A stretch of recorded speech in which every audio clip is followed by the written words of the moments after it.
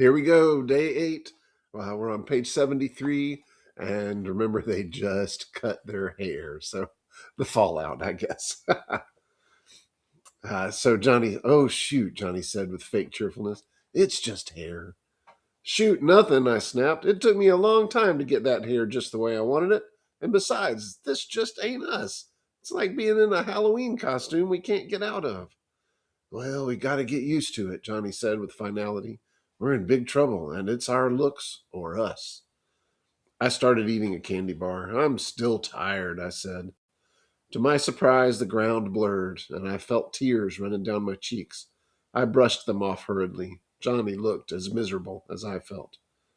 I'm sorry I cut your hair off, Pony Boy. Oh, it ain't that, I said between bites of chocolate. I mean, not all of it. I'm just a little spooky. I really don't know what's the matter. I'm just mixed up.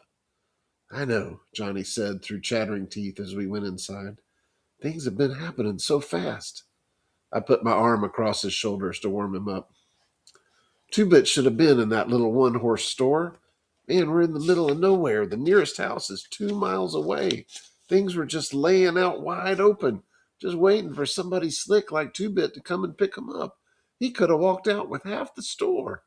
He leaned back beside me, and I could feel him trembling. Good old Two Bit, he said in a quavering voice. He must have been as homesick as I was. Remember how he was wisecracking last night? I said. Last night. Just last night, we were walking Cherry and Marcia over to Two Bits. Just last night, we were laying in the lot looking up at the stars and dreaming. Stop it! Johnny gasped from behind clenched teeth. Shut up about last night. I killed a kid last night. He couldn't have been over 17 or 18, and I killed him. How do you like to live with that? He was crying. I held him like Soda had held him the day we found him lying in the lot. I didn't mean to, he finally blurted out. But they were drowning you, and I was so scared. He was quiet for a minute. There sure is a lot of blood in people. He got up suddenly and began pacing back and forth, slapping his pockets. What are we going to do? I was crying by then. It was getting dark, and I was cold and lonesome. I closed my eyes and leaned my head back, but the tears came anyway. This is my fault, Johnny said in a miserable voice. He had stopped crying when I started. For bringing a little 13-year-old kid along, you ought to go home. You can't get into any trouble. You didn't kill him. No, I screamed at him. I'm 14. I've been 14 for a month, and I'm in it as much as you are. I'll stop crying in a minute. I can't help it. He slumped down beside me. I didn't mean it like that, Pony Boy. Don't cry, Pony. We'll be okay. Don't cry. I leaned him against him and bawled until I went to sleep. I woke up late that night. Johnny was resting against the wall, and I was asleep on his shoulder. Johnny, I yawned. You awake? I was warm and sleepy. Yeah, he said quietly. We ain't going to cry no more, are we? Nope. We're all cried out now. We're getting used to the idea. We're going to be okay now. Well, that's what I thought, I said drowsily. Then, for the first time since Dally and I had sat down behind those girls at the nightly double, I relaxed. We could take whatever was coming now. The next, excuse me, the next 4 or 5 days were the longest days I've ever spent in my life. We killed time by reading Gone with the Wind and playing poker. Johnny sure did like that book, although he didn't know anything about the Civil War and even less about plantations, and I had to explain a lot of it to him. It amazed me how Johnny could get more meaning out of some stuff in there than I could. I was supposed to be the deep one. Johnny had failed a year in school and never made good grades. He couldn't grasp anything that was shoved at him too fast, and I guess his teachers thought he was just plain dumb. But he wasn't. He was just a little slow to get things, and then he liked to explore things once he did get to them. He was especially stuck on the Southern gentlemen, impressed with their manners and charm. I bet they were cool old guys, he said, his eyes glowing, after I had read that part about them riding into sure death because they were gallant. They remind me of Dally. Dally? I said, startled. Shoot, he ain't got any more manners than I do. And you saw how he treated those girls the other night. So does more like them Southern boys. Yeah, in the manners bit, and the charm too, I guess, Johnny said slowly. But one night I saw Dally getting picked up by the fuzz, He kept real cool and calm the whole time. They was getting him for breaking out of the windows in the school building, and it was Two-Bit who did that, and Dally knew it, but he just took the sentence without batting an eye or even denying it. That's gallant. That was the first time I realized the extent of Johnny's hero worship for Dally Winston. Of all of us, Dally was the one I liked least. He didn't have Soda's understanding or Dash and Two-Bit's humor or even Derry's superhuman qualities. But I realized that these three appealed to me because they were like the heroes in the novels I read. Dally was real. I liked my books and clouds and sunsets. Dally was so real, he scared me. Johnny and I never went to the front of the church. You could see the front from the road, and sometimes farm kids rode their horses by on their way to the store. So we stayed in the very back, usually sitting on the steps and looking across the valley. We could see for miles, see the ribbon of highway and the small dots that were houses and cars. We couldn't watch the sunset since the back faced east, but I loved to look at the colors of the fields and the soft shadings of the horizon. One morning I woke up earlier than usual. Johnny and I slept huddled together for warmth. Dally had been right when he said it would get cold where we were going. Being careful not to wake Johnny up, I went to sit on the steps and smoke a cigarette. The dawn was coming then. All the lower valley was covered with mist, and sometimes little pieces of it broke off and floated away in small clouds. The sky was lighter in the east, and the horizon was a thin golden line. The clouds changed from gray to pink, and the mist was touched with gold. There was a silent moment when everything held its breath, and then the sun rose. It was beautiful. Golly, Johnny's voice beside me made me jump. That sure was pretty. Yeah, I sighed, wishing I had some paint to do a picture with the picture to do a picture with while the sight was still fresh in my mind. The mist was what was pretty, Johnny said. All gold and silver. I said, trying to blow a smoke ring.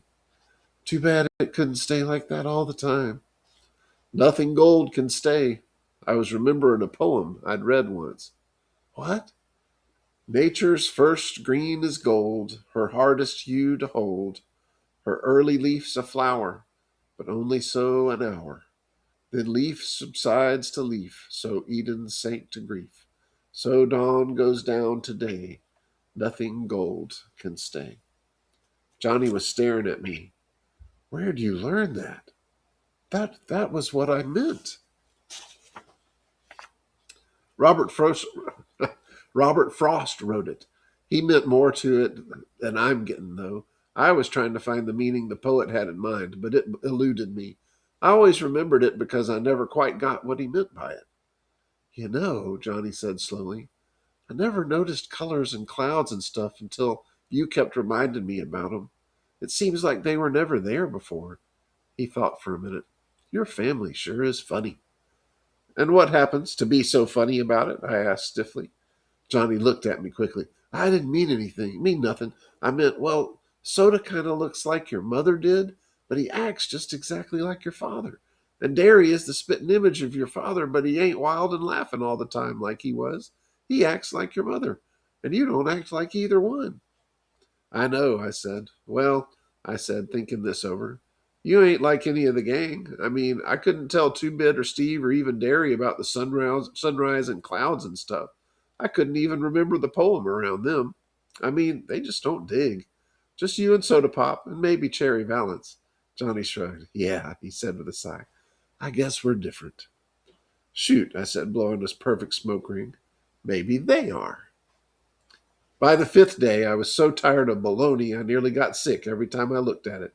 We had eaten all our candy bars in the first 2 days. I was dying for a Pepsi. I'm what you might call a Pepsi addict. I drink them like a fiend, and going for 5 days without one was about to kill me. Johnny promised to get some if we ran out of supplies and had to get some more, but that didn't help me right then. I was smoking a lot more there than I usually did. I guess because it was something to do, although Johnny warned me that I would get sick smoking so much. We were careful with our cigarettes. If that old church ever caught fire, there'd be no stopping it. On the fifth day, I had read up to Sherman's Siege of Atlanta and Gone with the Wind. Owed Johnny $150 from poker games, smoked 2 packs of Camels, and, as Johnny had predicted, got sick. I hadn't eaten anything all day, and smoking on an empty stomach doesn't make you feel real great. I curled up in a corner to sleep off the smoke. I was just about asleep when I heard, as if from a great distance, a long, low whistle that went off in a sudden high note. I was too sleepy to pay any attention, although Johnny didn't have any reason to be whistling like that. He was sitting on the back steps trying to read Gone with the Wind. I had almost decided that I had dreamed the outside world and there was nothing real but bologna sandwiches and the Civil War and the old church and the mist in the valley. It seemed to me that I had always lived in the church, or maybe lived during the Civil War and had somehow got transplanted. That shows you what a wild imagination I have. A toe nudged me in the ribs. Glory, said a rough but familiar voice. He looks different with his hair like that. I rolled over and sat up, rubbing the sleep out of my eyes and yawning. Suddenly I blinked. Hey, Dally. Hey, pony boy. He grinned down at me. Or should I say, Sleeping Beauty. I never thought I'd live to see the day when I would be so glad to see Dally Winston, but right then he meant one thing, contact with the outside world, and it suddenly became real and vital. How's Soda Pop? Are the fuzz after us? Is Derry all right? Do the boys know where we are or what? Hold on, kid, Dally broke in. I can't answer everything at once. You two want to go get something to eat first? I skipped breakfast and I'm about starved. You're starved. Johnny was so indignant he nearly squeaked. I remembered the baloney. Is it safe to go out? I asked eagerly. Yep. Dally searched his shirt pocket for a cigarette and finding none, said, Got a cancer stick, Johnny Cake? That was an old cancer stick was an old phrase for um, cigarettes.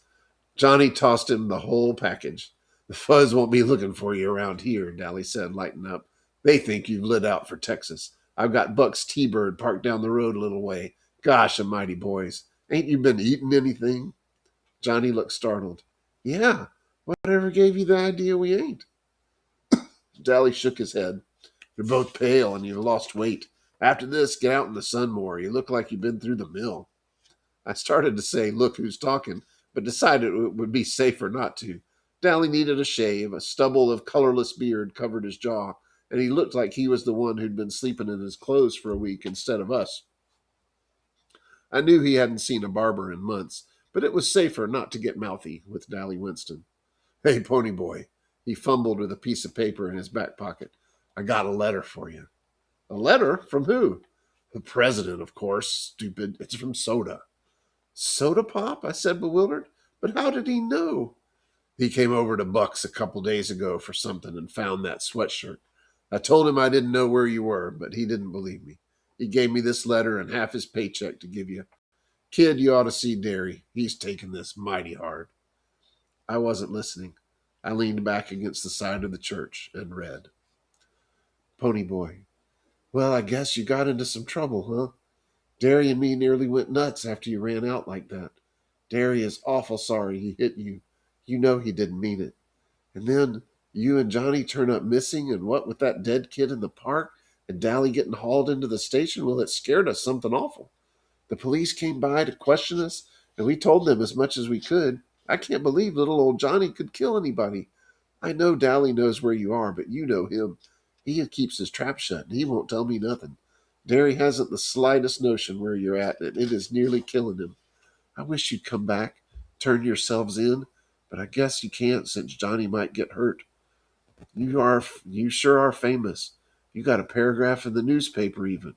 You take care and say hi to Johnny for us. Soda Pop, Curtis. I'm going to stop there, and I will see you next time.